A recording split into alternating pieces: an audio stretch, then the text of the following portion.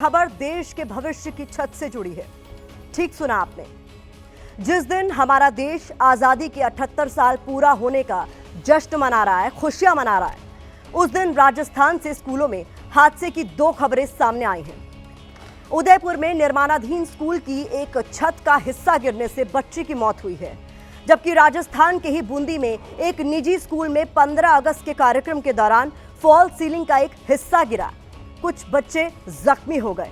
इससे पहले भी देश के दूसरे राज्यों से स्कूल की छतें गिरने की घटनाएं सामने आती रही हैं। सवाल यहां पर वही है कि आजादी के 78 साल बाद भी हम देश के भविष्य को सुरक्षित छत क्यों नहीं दे पा रहे? आखिर बच्चों के ऊपर गिरते स्कूल बिल्डिंग से देश को आजादी कब मिलेगी? कब हम अपने बच्चों और देश के भविष्य की बिना डरे स्कूलों में पढ़ने की आजादी उन्हें दे पाएंगे?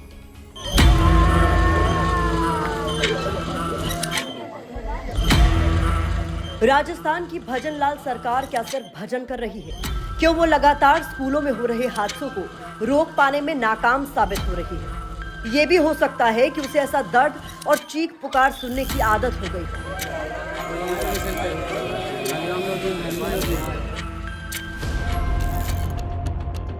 अब तो हद ही हो गई।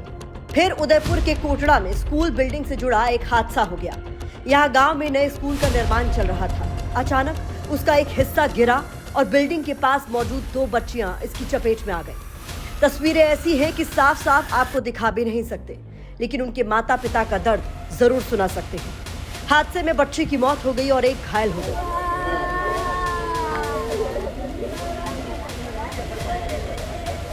पीएमश्री योजना के तहत सीनियर सेकेंडरी स्कूल की निर्माणाधीन बिल्डिंग है। उसमें पास में आज कोई बच्चे खेल रहे थे। बच्चों के खेलते दौरान एक छज्जा गिर गया, जिसमें से एक मोदी नाम की लड़की है जिसका ननियाल था, उसके मौके पर ही मौत हो गई। जानकारी के मुताबिक बच्ची स्कूल में नहीं पढ़ती थी, लेकिन स्कूल निर्माण की गुणवत्ता पर सवाल तो फिर भी खड़ा होता है। आखिर सरकार कैसे स्कूल बनवा रही है जो टिक नहीं पा रही? अगर स्कूल में बच्चे होते तब क्या होता? क्या सरकार के पास अच्छे स्कूल बनवाने के लिए पैसे नहीं हैं?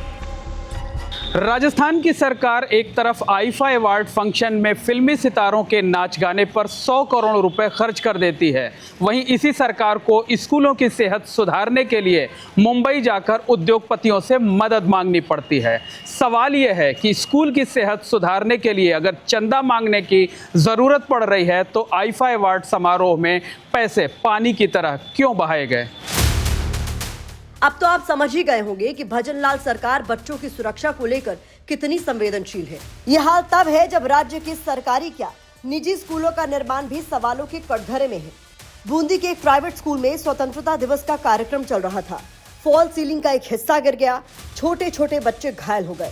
सोचिए, जिस छत के नीचे देश का भविष्य बैठता है उसका निर्माण कितना कमजोर है। घटनाएं बहुत ज्यादा होती जा रही है। सरकारें इन चीजों पर ध्यान देती नहीं है। पुराने जर्जर अवस्था के स्कूल बने हुए हैं, बिल्डिंगें बनी हुई हैं, सोशल एक्टिविटीज़ की कारोबार हैं। ऐसी परिस्थितियों में गवर्नमेंट को ध्यान दे देना चाहिए। झालावाड़ हादसे के बाद सरकार ने स्कूलों के हालात सुधारने के बड़े बड़े दावे किए थे। शिक्षा मंत्री मदन दिलावर मीडिया के सामने आकर स्कूलों की हालत सुधारने के बयान दे रहे थे। कहां गए वो दावे और बड़े बड़े बयान?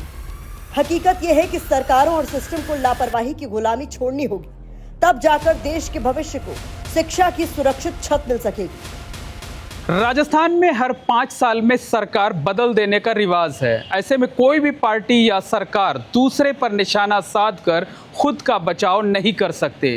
कहा जा सकता है कि यहाँ जो सिस्टम काम कर रहा है उसकी प्रायोरिटी में ना तो स्कूल है, ना बच्चे और ना उनकी शिक्षा। 78 साल बाद भी हमें ना गिरते स्कूलों से आजादी मिली है और ना ही खराब सड़कों और गड्ढों से। आजादी के जश्न वाले दिन महाराष्ट्र में भिवंडी वाड़ा हाईवे खराब सड़क ने एक युवक की जान ले ली। 22 साल के मेडिकल छात्र रहमान अली शेख की हाईवे पर हादसे में मौत हो गई। हादसा इसलिए हुआ क्योंकि सड़क खराब थी। रहमान अली 15 अगस्त के कार्यक्रम में हिस्सा लेने के लिए कॉलेज जा रहे थे। जगह जगह पर सड़क खराब होने की वजह से उनका 2 व्हीलर फिसला और कंटेनर ने उन्हें कुचल दिया। कुछ दिन पहले इसी हाईवे पर एक और युवक की जान जा चुकी है। इसीलिए हमने कल भी ये सवाल पूछा था और आज एक बार फिर से ये सवाल पूछ रहे हैं कि खराब सड़कों और गड्ढे वाले सिस्टम से हमें आजादी आखिरकार कब मिलेगी।